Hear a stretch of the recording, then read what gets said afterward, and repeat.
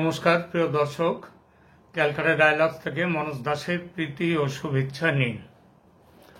আজ আলোচনা করব এখন যে বিষয়টি নিয়ে, সেটা আজ সকালেই করেছি সেই বিষয় নিয়েই, কিন্তু এটা তার পরবর্তী আরও কিছু সংবাদ কাছে এসছে।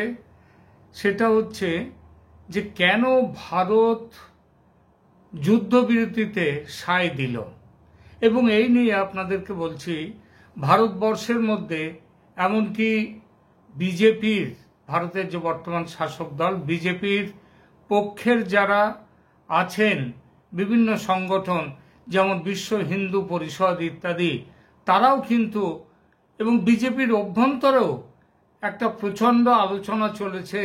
সেটা হচ্ছে জয়ের মুখে এসে দাঁড়িয়ে কেন ভারত এই যুদ্ধবিরতিতে স্বাক্ষর করল, এই বিষয়টি নিয়ে কেউ যেন মেনে নিতে পারছে না।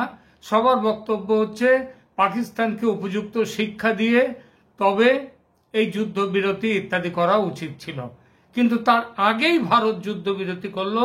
মাত্র ৩-৪ দিনের যুদ্ধেই এটা করে ফেললো।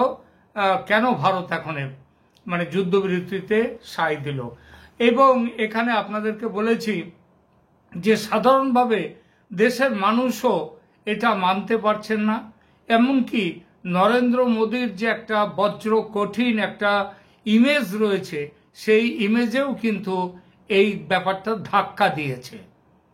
এই ধাক্কা দেওয়ার ফলে আমার নিজের মধ্যেও এই বিষয়টা ধাক্কা দিয়েছিল, এবং তার জন্য আজকে সকালে একটি এপিসোড করেছি। সেখানে বলেছি যে এই যুদ্ধবিরতি নরেন্দ্র মোদীর ইমেজ মলিন করে দিল, এইটা বলেছি। এবং শুধু না তাই না, আমি এটাও বলেছিলাম সেখানে, আজকে যে আমেরিকার এই যে ডুপ্লিসিটি, তাদের যে দু রকমের রাজনীতি, তাদের নোংরা রাজনীতির ফলে ইউনূস পর্যন্ত বাংলাদেশে এতটা সাহস পেয়ে গেছে যে গত 10 মাস ধরে যে জিনিসটা করতে পারেননি, বারবার এগিয়ে পিছিয়ে এরকম চলে গেছেন, দুপা এক পা এগিয়েছেন তো দুপা পিছিয়েছেন। সেটা হচ্ছে আওয়ামী লীগকে নিষিদ্ধ করার ব্যাপারে। সেই ব্যাপারেও গত শনিবার রাত্রে সেই ব্যাপারেও সিদ্ধান্ত নিয়েছেন। এবং যেদিন ভারত এই যুদ্ধবিরতি ঘোষণা করেছে এবং আমেরিকার মধ্যস্থতায়, তো সেই জন্য স্বাভাবিকভাবে মানুষের মনে নানা রকম চিন্তা এসেছে। ইতিমধ্যে আরো বেশ কিছু খবর আমরা পেয়ে গেছি। দেখুন, যুদ্ধের সময় সব খবর সঠিকভাবে বাইরে আসে না।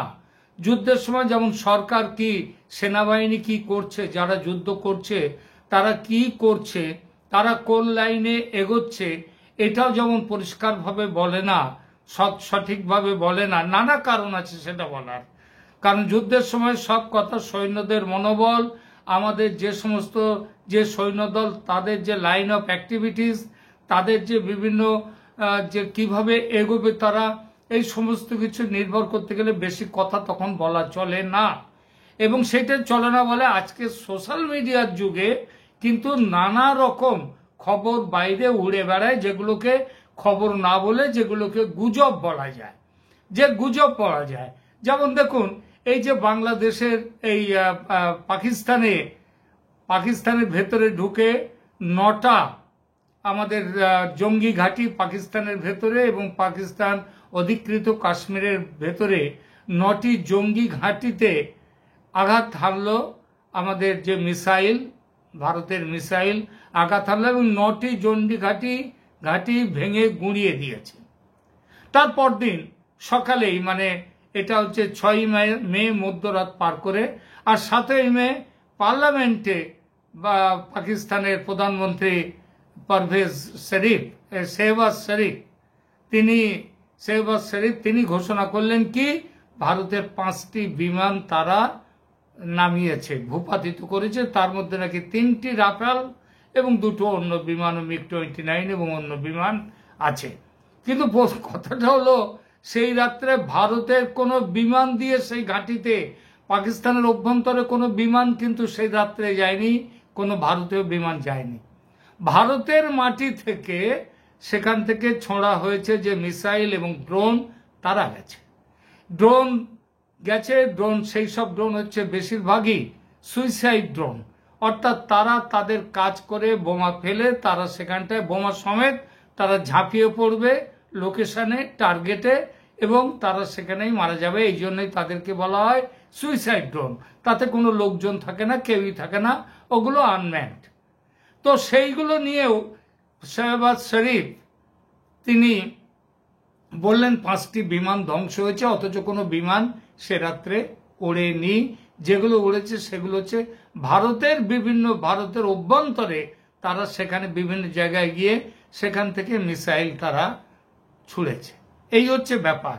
এবং দেখুন, মানে এই যে গুজবটা, এটা যে শুধু সোশ্যাল মিডিয়াতে তা চলে তা নয়। এই গুজব চললো মানে নিউ ইয়র্ক টাইমস ইত্যাদি বিভিন্ন কাগজে, রয়টার্স পর্যন্ত খবর দিল যে ভারতের রাফাল বিমান ধ্বংস হয়েছে। এবং শুধু তাই না, এই ধ্বংস হয়েছে এই খবরে রাফালের যে শেয়ার বাজারে রাফালের দাম 3%, 3% ফল করেছিল সেদিন। আর তাদেরকে মেরেছে নাকি চীনের জে-10 বিমান, এবং সেই জে-10 বিমানের যারা তৈরি করে তাদের শেয়ার আবার উঠে গেল 30%, 30% উঠে গেল, যে রাফালকে তারা ধ্বংস করেছে।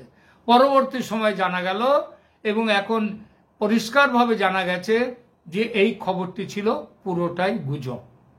এবং এই গুজব যখন তাদেরকে বলা হয়েছিল পাকিস্তানকে কোন জায়গায় রাফাল বিমান ধ্বংস হয়েছে, তাদের ধ্বংসাবশেষ দেখান, তারা কিচ্ছু দেখাতে পারেনি।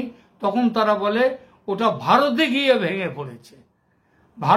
ভেঙে পড়েছে ভাটিন্ডার কাছে। সেখানে গিয়ে দেখা গেল যে এটা ভেঙে পড়েছে, সেটা কোনো বিমান নয়, এটা ড্রোন ইত্যাদি। তারাই সেখানে, সব ড্রোন যায়নি, কিছু ড্রোন, 2-1টা ড্রোন তারা পাকিস্তান পরবর্তী সময় ছুড়েছে, সেগুলো ভারতে এসে পড়েছে, কিন্তু তারা কোনো রকম ওয়ারহেড, তার মধ্যে বোমা ইত্যাদি কিছু ছিল না। তাই এইরকম ভাবে এখন নিশ্চিতভাবে এবং পরিষ্কারভাবে জানা গেছে ভারতের একটা বিমান তার কোনো ক্ষতি হয়নি, একটা বিমান ধ্বংস হয়নি, এইটা জানা গেছে। ভারত এইখানটায়, শুধু তাই না, এটাও জানা গেছে যে পরের দিন 8 তারিখে ভারতের যে মিসাইল, সেই মিসাইলের আঘাতে পাকিস্তানের কয়েকটি এয়ারবেস, তাদের বিমান ঘাঁটি, যুদ্ধ বিমানের ঘাঁটি সেগুলো ধ্বংস হয়েছে। লাহোরে হয়েছে, রাওয়ালপিন্ডিতে হয়েছে, এবং সারগোদায় যেখানটায় তার কাছেই রয়েছে নূর খান এয়ারবেস। সেই নূর খান এয়ারবেস যাকে বলা হয়, যেখানে ধরে নেওয়া হয় যে পাকিস্তানের যে নিউক্লিয়ার অস্ত্র, যে পারমাণবিক বোমা, সেটা ওখানে যে নূর খান এয়ারবেস, সেইটা হচ্ছে নিউক্লিয়ার যে ওদের নিউক্লিয়ার শক্তি, তার হেডকোয়ার্টার্স হচ্ছে ওই নূর খান এয়ারবেসে। সেখানটায় ভারতীয় বিমান গিয়ে সেখানে ধ্বংস করেছে, বিধ্বংসী কাণ্ড ঘটিয়েছে। এবং সব থেকে বড় কথা, পাকিস্তানের বিভিন্ন সোশ্যাল মিডিয়া সরকার চেপে গেল, সেখানে বলছে যে 3-4টি সেখানটায় বড় আর্থকোয়েক, ভূমিকম্প হয়েছে। বিমানে যদি বোমা পড়ে, মিসাইল গিয়ে যদি সেখানে বোমা ফেলে, তাতে সেখানে বড় দুর্ঘটনা, মানে বিধ্বংসী আগুন লাগে, সবই আছে, কিন্তু তার জন্য ভূমিকম্প হয় না। সেখানে ভূমিকম্প হয়েছে নূর খান এয়ারবেস যে অঞ্চলে, সেই অঞ্চলে বিরাট অঞ্চল জুড়ে ভূমিকম্প হয়েছে। এবং এই ভূমিকম্প হওয়ার যে কারণটা, সেটা হচ্ছে ওই নিউক্লিয়ার এয়ারবেসে বোমা পড়েছে, এবং বোমা সেখানে টানেল করা হয়েছিল, চীনা মডেলে টানেল করে বিভিন্ন সেই টানেলের মধ্যে নিউক্লিয়ার বোমা গুছিয়ে রাখা হয়েছিল। এবং তাদের এর আগে বক্তব্য ছিল যে ওটা অভেদ্য, ওখানে ভেদ করা যায় না, ওটা বাংকার করে রাখা হয়েছে। কিন্তু সেইখানে গিয়ে ভারতের যে মিসাইল অ্যাটাকে সেই বাংকার ভেঙে গেছে। এইবার বাংকার ভেঙে যাওয়ার ফলে, এটা তো শুধু ভারত বললে তাহলে তো আবার সেই প্রশ্ন আসবে এটা গুজব, এটা গুজব হবে, এই প্রশ্ন আসবে। কিন্তু গুজব হয়নি কেন? তার কারণ হচ্ছে এই পুরো গোয়েন্দা রিপোর্ট, আমেরিকার এমন শক্তি আছে যে পৃথিবীর কোনো জায়গায় যদি কোনো নিউক্লিয়ার বোমার বিস্ফোরণ ঘটে এবং যদি নিউক্লিয়ার বোমার টেস্ট করে, পরীক্ষা করে কেউ, তা কিন্তু আমেরিকার যে বিশেষ ব্যবস্থা আছে, তাদের যে department of energy, nuclear energy, সেখানে তাদের বেশ কিছু ব্যবস্থা আছে যেখানে ধরা পড়বে যে কোথায় এই বিস্ফোরণ ঘটেছে নিউক্লিয়ার এবং কোন জায়গায় ঘটেছে। কেউ যদি পরীক্ষা করে সেটাও তারা বুঝে যাবে। তো এইবার আমেরিকার কাছে, আমেরিকার সেই যন্ত্র, আমেরিকার সেই পরীক্ষা ব্যবস্থা সেটা বলে দিয়েছে যে পাকিস্তানে নিউক্লিয়ার সেখানে বিস্ফোরণ ঘটেছে। নিউক্লিয়ার বিস্ফোরণ ঘটার সেখান থেকে রেডিয়েশন বাইরে বেরিয়ে আসছে। এই রেডিয়েশনটা ধরা পড়েছে আমেরিকার এনার্জি ডিপার্টমেন্ট তাদের পরীক্ষাগারে, এবং তারা এর পরে সাথে সাথেই করেছে কি, ভারতের সাথে যোগাযোগ করেছে, এবং পাকিস্তানের সাথে তো বটেই। ভারতের সাথে যোগাযোগ করে ভারতের প্রধানমন্ত্রীকে, নরেন্দ্র মোদীকে বলেছেন যে এই অবস্থা, আপনারা অ্যাটাক করেছেন, ওদের নিউক্লিয়ার যে অস্ত্র রয়েছে সেই অস্ত্র সেখানটায় আঘাত হয়েছে, বিস্ফোরণ ঘটেছে, এবং তার ফলে ভূমিকম্পের মতো, যে আর্থকোয়েকের মতো সেখানে পাকিস্তানে পরপর দেখা গেছে। এবং তার জন্যেই আমেরিকা শুধু এটা বলেছে যে আপনারা ইমিডিয়েটলি, কারণ সারা পৃথিবীতে নিউক্লিয়ার রেডিয়েশন একটা বিরাট অংশ জুড়ে ছড়িয়ে পড়বে, আপনারা ইমিডিয়েটলি যুদ্ধবিরতিতে মত দিন। এবং তখন মোদি তার বৈঠক করেছেন, তার যে বিশেষ ওয়ার কোর গ্রুপ রয়েছে সেই ওয়ার কোর গ্রুপে তিনি বৈঠক করে তৎক্ষণাৎ তারপরে বলেছেন, পাকিস্তান বলে দিয়েছে তারাও যুদ্ধবিরতি মানছে, কিন্তু পাকিস্তানের সেনারা তারা তারপরে যুদ্ধবিরতির, এরপরে যুদ্ধবিরতি হলো, কিন্তু যুদ্ধবিরতি হওয়ার পরেও পাকিস্তানের সেনারা কয়েক ঘন্টা তারা মিসাইল ছুড়েছে, ড্রোন ছুড়েছে, গোলাগুলি ছড়েছে, এবং জম্মু এবং শ্রীনগরে ভারতের বেশ কিছু মানুষের মৃত্যু ঘটেছে, কি বেশ কিছু সাধারণ মানুষের। এখন এর পরে আপনারা বলবেন এ খবর তো মিথ্যে হতেই পারে, এটাও গুজব হতেই পারে, কিন্তু গুজব যে নয় তার সব থেকে বড় একটা প্রমাণ দিচ্ছে। US department of energy plane পাঠিয়ে দিয়েছে, জাহাজ মানে বিমান পাঠিয়ে দিয়েছে, যে বিমান বিশেষভাবে এই বিস্ফোরণ নিউক্লিয়ার এনার্জির ব্যাপারেই ব্যবহার হয়। এই প্লেনের নম্বর হচ্ছে N11SZ, N11SZ এই বিমান, এবং এটা হচ্ছে B-53 গোত্রের বিমান। এই বিমান সেটা ইসলামাবাদে ল্যান্ড করেছে, এবং ইসলামাবাদে ল্যান্ড করে দেখেছে, দুদিন আগেই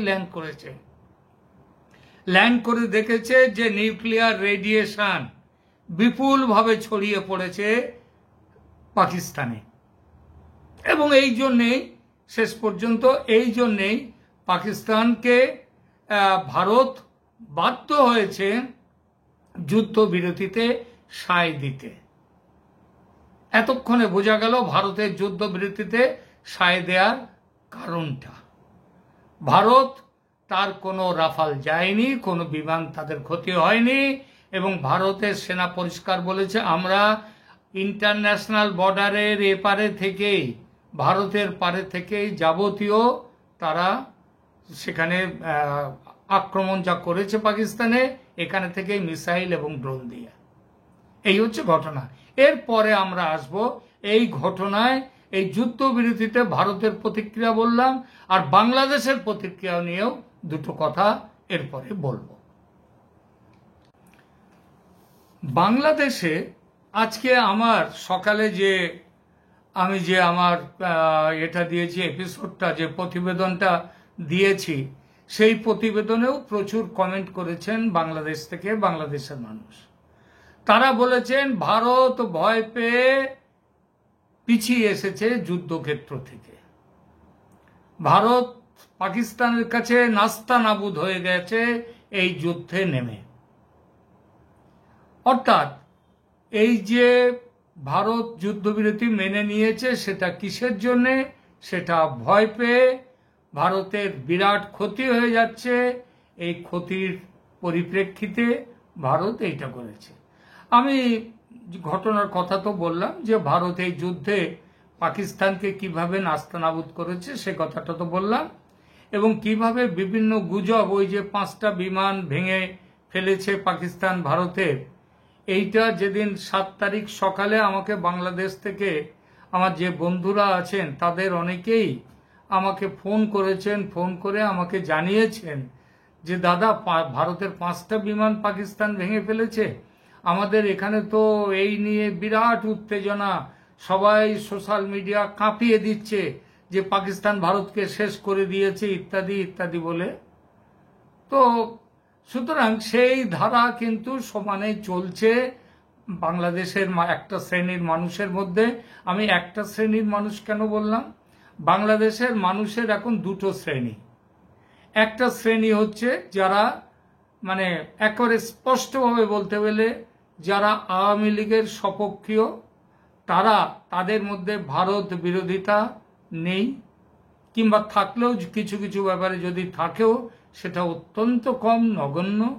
আর একটা সেকশন হচ্ছে যাদের সবকিছুতেই ভারত বিরোধিতা, ভারতের সবকিছু নেবে, ভারতের সবকিছু করবে, তারপরেও ভারত বিরোধিতা। এই ভারত বিরোধিতা কেন তাদের মধ্যে, এটা নিয়ে আমি অনেক ভেবেছি যে বাংলাদেশিদের একটা শ্রেণীর মানুষের মধ্যে, এবং শিক্ষিত মানুষ, তারা অশিক্ষিত ধর্মান্ধ মানুষ নয়, তারা কিন্তু শিক্ষিত। তারা কেন? এই দেখুন, ধর্মান্ধ অশিক্ষিত মানুষ যারা, তারা ওই হিন্দু মুসলমান নিয়ে, তারা মুসলমানের দেশ, পাকিস্তান মুসলমানের দেশ, সুতরাং পাকিস্তানের জন্য তাদের একটা ভালোবাসা থাকতে পারে, স্বাভাবিক। সেই ভালোবাসাটা ধর্মের একটা, এই ব্যাপারটা কাদের ক্ষেত্রে বেশি হয়? যারা অশিক্ষিত, অত্যন্ত ধর্মান্ধ, তাদের ক্ষেত্রে এই ব্যাপারটাও হতে পারে। কিন্তু যদি আপনি দেখেন যে এই ব্যাপারটা কোনো ধর্মান্ধ তথাকথিত অশিক্ষিত কোনো মানুষের নয়, এইটা হচ্ছে বাংলাদেশের যারা একটা শিক্ষিত শ্রেণী, যাদেরকে বুদ্ধিজীবী শ্রেণী বলা যায়, যারা ডাক্তার, ইঞ্জিনিয়ার ইত্যাদি, অধ্যাপক, লেখক, এরা যখন ভারত বিরোধিতা করে তখন বুঝতে হয় যে এদের ভারত বিরোধিতার মূলে অন্য কিছু কারণ রয়েছে। ধর্মান্ধতা অবশ্যই, লেখাপড়া শিখলেই কিংবা শিক্ষিত হলেই যে ধর্মান্ধতা চলে যায় তা তো নয়। অনেক অশিক্ষিত মানুষ, তাদের মধ্যেও ধর্মীয় সহিষ্ণুতা থাকে, তাদের মধ্যেও একটা স্বাভাবিক মানবতার প্রতি ভালোবাসার একটা ধারা তাদের মধ্যে বয়ে যায়। আবার অনেক শিক্ষিত মানুষ, তথাকথিত অনেক ডিগ্রি নেওয়া, অনেক পাশ করা, তারা কিন্তু মানসিকভাবে এবং তাদের জীবনচর্যায় তারা হচ্ছেন ভীষণভাবে গোঁড়া এবং ধর্মান্ধ। তো এই মানুষরা, একটা হচ্ছে তো ধর্মের কারণে ভারত হিন্দু প্রধান দেশ, ভারত হিন্দু শাসকের দেশ, সুতরাং তারা ভারতের বিরোধিতা করতেই পারে। আর দ্বিতীয় যে ব্যাপারটা হচ্ছে, সেটাও ওই যে বলে না, প্রতিবেশীর কারোর যদি ভালো হয়, কেউ যদি একটু উপরে উঠে যায়, তাহলে অন্য যারা থাকে সেখানে যারা কমজোরি, তাদের মধ্যে একটা ঈর্ষা থাকে, হিংসা থাকে তাদের মধ্যে। এবং সেটা হচ্ছে ওই যে হাতি পুকুরে নেমেছে চান করতে, এবং পুকুরে থাকে ব্যাঙ। ব্যাঙ কি করবে? ব্যাঙ হাতি, তুই আমার এলাকায় কেন এলি, তুই আমার এলাকায় কেন এসছিস, হাতিকে বলছে ব্যাঙ। এবং তারপরে সে শুধু বলছে তাই নয়, গালাগাল দিচ্ছে তাই নয়, সে হাতি চান করছে, কোন রকমের তার একটা গায়ে গিয়ে টুক করে একটা লাথি কষিয়ে সে সরে আসছে। হাতি জানতেও পারছে না যে তার গায়ে একটা ব্যাঙ এসে লাথি মারছে। তো এই ব্যাঙ আর হাতির যে সিনড্রোম, এটাও আছে বাংলাদেশে। এবং দেখবেন তারা সব কাজেই, সব ব্যাপারেই ভারতের বদনাম করতে তারা এগিয়ে যায়। এটা একটা বড় কারণ। কিন্তু আরো বড় কি কোনো কারণ আছে? আমি ভেবেছি আর কি বড় কারণ থাকতে পারে। এমনি একবার সেই ঈশ্বরচন্দ্র বিদ্যাসাগরকে একজন এসে বলেছিলেন যে আপনাকে অমুকের কাছে একটা জায়গায় গেছিলাম, সেখানে তিনি আপনাকে খুব গালাগাল দিচ্ছেন, খুব গালাগাল দিচ্ছেন। তো ঈশ্বরচন্দ্র বললেন, কে বলো তো? তখন বললো, এইরকম, তার নাম এইরকম দেখতে এরকম। বললে, এইরকম কোনো মানুষকে তো আমি কোনোদিন উপকার করেছি বলে মনে পড়ে না, তাহলে কেন গালাগাল দিচ্ছে? অর্থাৎ উপকার করলেই তাহলে তাকে গালাগাল খেতে হয়, এটা একটা মানুষের এবং বিশেষ করে বাঙালির চরিত্র বৈশিষ্ট্য। তা আজকে বাংলাদেশের বাঙালি যারা, তাদেরও এইটাই চরিত্র বৈশিষ্ট্য। ভারত তাদের সব থেকে বড় শত্রু, অথচ ভারতের সব কিছু ভারত না হলে তাদের চলবে না, তবু ভারত তাদের সব থেকে বড় শত্রু। এর বাইরে কি আর কোনো কারণ আছে? অবশ্যই কারণ আছে। আমার মনে হয় একবার সেই 1971-এর সেই সময়ের কথা জানি, যে নিয়াজি বলেছিলেন, জেনারেল নিয়াজি, তিনি বলেছিলেন একটা কথা, যে পাকিস্তান বাংলায় পূর্ব পাকিস্তান থেকে চলে যাবে ঠিকই, এই বাংলা ছেড়ে চলে যাবে, কিন্তু এখানে তো আমাদের বীজ রেখে যাব। এই বীজ রেখে যাওয়া মানে কি? পূর্ব বাংলার মহিলাদের, মা মেয়েদের গর্ভে পাকিস্তান তাদেরকে ধর্ষণ করো, তাদের শরীরে বীজ ঢেলে দাও, এবং তারপরে সেই বীজ থেকে যে সন্তান উৎপন্ন হবে, সেই সন্তানের একটা পাকিস্তানের প্রতি টান আসবে। এটাকে বলে কি টান? এটাকে বলে রক্তের টান। এই বাংলাতেই একটা কথা আছে যে রক্তের তো একটা টান থাকে। তা আজকে বাংলাদেশে যারা ওই পাকিস্তানের এই যুদ্ধবিরতিতেও যারা পাকিস্তানের জয় দেখছে, তাদের মধ্যে কিন্তু ওই রক্তের টানটাই হচ্ছে বড় টান। রক্ত কথা বলেছে তাদের ক্ষেত্রেও। তাদের মা, মাসি, ঠাকুমা, দিদিমা, তারা ধর্ষিতা হয়েছে, আর সেই ধর্ষণের ফলেই এদের জন্ম। আর সেই জন্মের ঋণ, সেই রক্তের ঋণ তারা শোধ করছে। তাদের মুখে পাকিস্তানের প্রশংসা, পাকিস্তানের গুণগান, আর ভারতের বদনাম। কারণ ভারত সেদিন তাদের মা মেয়েদের অনেকে সম্ভ্রম বাঁচিয়েছে, লড়াই করে পাকিস্তানকে হটিয়ে দিয়েছে দেশ থেকে, মা মেয়ের সম্মান সম্ভ্রম বেঁচেছে। তো এটা ভারত তো উপকার করেছে। আর পাকিস্তান, তারা তাদের বীজের, সেই বীজ থেকে যে আস্তে আস্তে গাছ হয়েছে, সেই গাছের যে যারা ফল এখন যারা রয়েছে বাংলাদেশে, যারা পাকিস্তানের গুণগানে মত্ত, খোঁজ নিয়ে দেখবেন তাদের শরীরে যে ডিএনএ টেস্ট করলে পাওয়া যাবে ওই পাকিস্তানের রক্ত পাবেন তাদের শরীরে। সেজন্যই তারা এই যুদ্ধে ভারতকে সমর্থন করবে না, পাকিস্তানকে সমর্থন করবে। এটাই বুঝলাম, এটাই বলার। এখনকার মতো এখানেই রাখছি। ভালো থাকবেন, ধন্যবাদ।